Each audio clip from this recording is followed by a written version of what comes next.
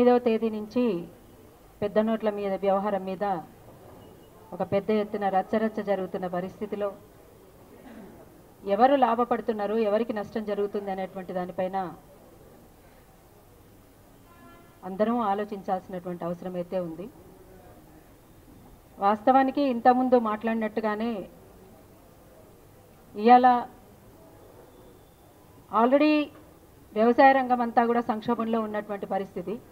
అదనంగా ఇప్పుడు పెద్ద నోట్ల వ్యవహారంతో మరింత వాళ్ళ మీద ఆ ప్రభావాన్ని ఎక్కువ చూపేటువంటి అవకాశం కూడా ఉంది.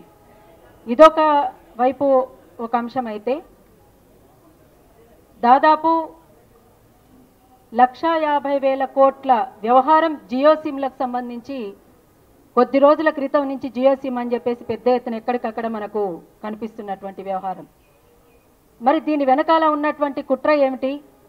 ఇది డిసెంబర్ తర్వాత వైట్ మనీ రూపంలో ఎట్లా బయటకు వస్తుంది అనేటువంటిది అయిపోయింది. వాళ్ళదంతా కూడా 1,50,000 కోట్లకు సంబంధించినటువంటి వ్యవహారంలో ఇది ముందు జాగ్రత్త చర్యగానే మనం చూడాల్సినటువంటి అవసరం ఉందా లేదా అనేటువంటిది ఒకసారి మనం గమనించాలి.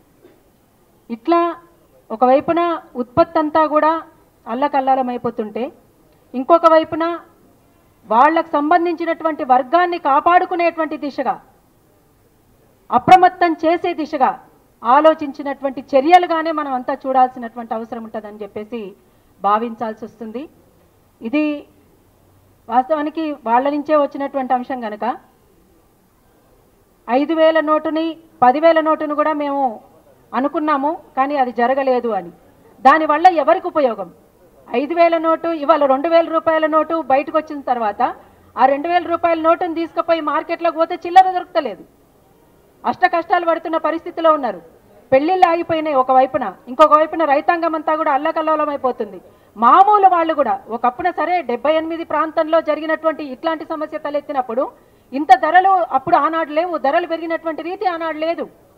కానీ ఆనాడు 100 రూపాయలు తీసుకపోతే సంచి నుండి వచ్చేవి సరుకులు. కానీ ఇలా 500 నోటు 1000 రూపాయల నోటు తీసుకపోతే కూడా సంచి నుండి వచ్చేటువంటి పరిస్థితులు లేదు. కాబట్టి ప్రతి ఒక్కరి చేతిలో 500 నోటు ఉంది. ఇవాళ మొన్న ఒక ఆమె కూరగాయలకు పోయి ఎంతసేపు మార్కెట్ అంతా తిరిగినా కూడా మా దగ్గర లేదు అని చెప్పి పంపిస్తున్నారు. అంటే ఈ రకమైనటువంటి ఎవరి మీద ప్రభావం చూపుతుంది? ఇప్పుడు మనం వారం రోజుల నుంచి చూస్తున్నాం. ఏటీఎంల ముందు, పోస్ట్ ఆఫీసుల ముందు, బ్యాంకుల ముందు క్యూలు కిలోమీటర్ల పొడవు, ఫర్లాంగ్ దూరం కాదు, కిలోమీటర్ల పొడవు, 2 లైన్లు 3 లైన్లు. వాళ్ళు మబ్బుల పోయి నిలబడుతున్నారు అక్కడ. వాళ్ళంతా కూడా ఎవరు? నిజంగా డబ్బులు గల్లోలా? నల్లధనాన్ని కాపాడుకోవాలనేటువంటి నల్ల డబ్బును వెనకేసుకున్నటువంటి వాళ్ళంతా వచ్చి రోడ్ల మీద నిలబడ్డారా? ఎవరున్నారు? వాళ్ళెవరూ బయటికి తీయట్లేరు. వాళ్ళది ఏ రూపంలో పోవాలన్నా ఆ రూపంలో ఆల్రెడీ అయిపోయింది. అది మామూలుగా కొద్ది గొప్ప కూడబెట్టుకొని ఉద్యోగాలు చేసుకునే వాళ్ళు, లేకపోతే ఇంకా చిన్న చితక పనులు చేసుకుంటున్నటువంటి వాళ్ళు, చిన్న చిన్న పరిశ్రమలు పెట్టుకుంటున్నటువంటి వాళ్ళు, చిన్న చిరు వ్యాపారస్తులు వాళ్ళకు సంబంధించినటువంటి అంశంలో బాధలు పడుతున్నటువంటి పరిస్థితి ఇవాళ మన కళ్ళ ముందు ఉన్నటువంటిది. ఇవాళ మనం సాక్షి పేపర్లో ఒక వ్యాసం రాసిండు, చిన్నపాటి వ్యాసం రాసిండు ఒక మిత్రుడు, ప్రసాద్ అంట అతని పేరు. చిన్న పరిశ్రమ పెట్టుకున్నాడు. నిజంగా ఆయన రోజువారీగా తన అనుభవంలో వచ్చినటువంటి విషయాల్ని తను ఏకరువు పెట్టిండు అక్కడ. వాస్తవం అది. అంతవరకే పరిమితమే మాట్లాడిండు. సరే దేశం సంగతి, ప్రపంచ సంగతి తర్వాత, కానీ తన వరకు పరిమితమై ఉన్నటువంటి అంశాన్ని తన చుట్టూ తిప్పుతూ అదంతా కూడా ఒక వ్యాసాన్ని మన ముందుంచిండు. చాలా వాస్తవాలున్నాయి దాని చుట్టూరా. ఇవాళ దేశ పరిస్థితుల్లో కూడా అన్వయింపజేసుకోవాల్సినటువంటి అవసరం కూడా ఖచ్చితంగా ఉన్నది. అందుకనే ఇవాళ ఎవరికి వాళ్ళుగా ఇది నిజంగా ఒక్క మాటలో చెప్పాలంటే పెద్ద పొలిటికల్ గేమ్, ఇంతకంటే మరొకటి లేదు. ఇందులో ఎవరికి ఎంత లాభం మనం అందరం కలిసి ఒక తీర్మానం పెడదాం. ఇవాళ 2,000 నోటు కూడా వద్దు, 500 నోటు కూడా వద్దు, 100 రూపాయల నోటు మాత్రమే తీసుకురావాలి. తీసుకురండి. నిజంగా రేపు ఒకవేళ ఈ 2,000 రూపాయల నోట్లను కనుక పెద్ద ఎత్తున తీసుకొస్తే అవినీతిని పెంచడానికి ఏం ఉపయోగపడదా?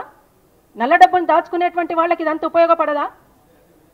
ఇప్పుడు వచ్చేసింది ఒక వార్తనైతే వచ్చేసింది. అది వాస్తవం ఎంత అవాస్తవం ఎంత మనకు తెలియదు. కర్ణాటకలో ఆల్రెడీ ఫేక్ నోట్స్ వచ్చేసినాయని చెప్పేసి.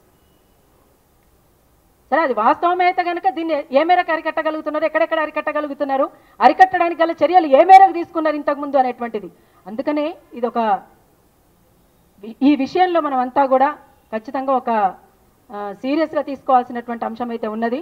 అదే మేము కూడా అనుకుంటున్నాం. అసలు ఎవరేం మాట్లాడతలేదండి, ఎక్కడి నుంచి ఒక స్టేట్మెంట్ వస్తలేదండి, ఎక్కడైనా ఒక రౌండ్ టేబుల్ పెడితే బాగుండు అనుకుంటున్న క్రమంలో శ్రీశైలం తమ్ముని దగ్గర నుంచి ఒక వార్త రానే వచ్చింది. రౌండ్ టేబుల్ పెడుతున్నాం ఇక్కడ దీనికి సంబంధించినటువంటిది.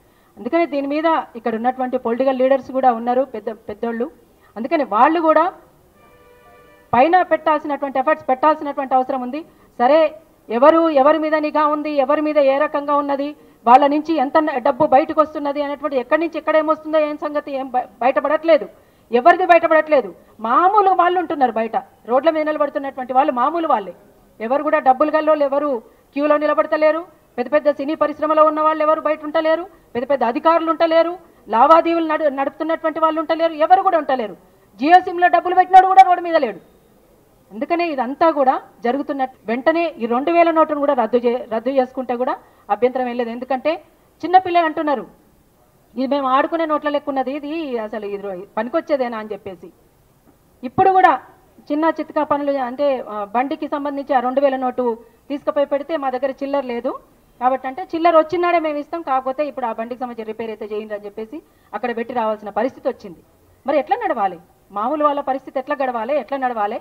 ఇదంతా కూడా మొత్తంగా దేశవ్యాప్తంగా ఇవాళ వాస్తవంగా గుజరాత్లో ఎన్నడో వచ్చింది ఇది, గుజరాత్లో ఎప్పుడో బయటకు వచ్చింది ఇది. కానీ దాని నుంచి మొత్తం కూడా ఎవరికి వాళ్ళుగా ఉన్నటువంటి వాళ్ళని అప్రమత్తం చేసుకున్నారు, ఎవరికి వాళ్ళుగా. అది బయటికి రానియలేదు.